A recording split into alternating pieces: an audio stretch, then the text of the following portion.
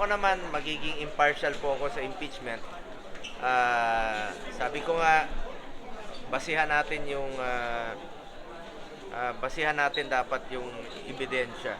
At ako, bilang senator judge na ayokong magsalita para sa iba, ako naman, kung meron tayong makitang mali, meron tayong makitang kasinungalingan, ay magsasalita po tayo.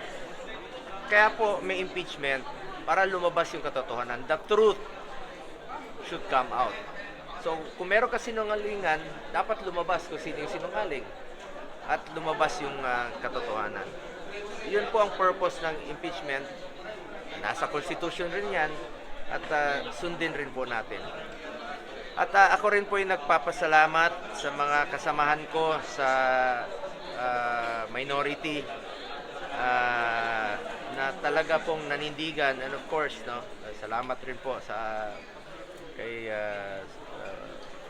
former Senate President Alan Peter Cayetano na nanindigan rin po. Talagang up to the end ay nanindigan rin po. At sa lahat ng mga kasamahan natin sa minority, Senator Marcoleta, Senator Robin Padilla, may party mate po, Senator Camille Villar, Senator Mark Villar, Senator Amy Marcos, Senator Loren Legarda, Senator Pia Cayetano,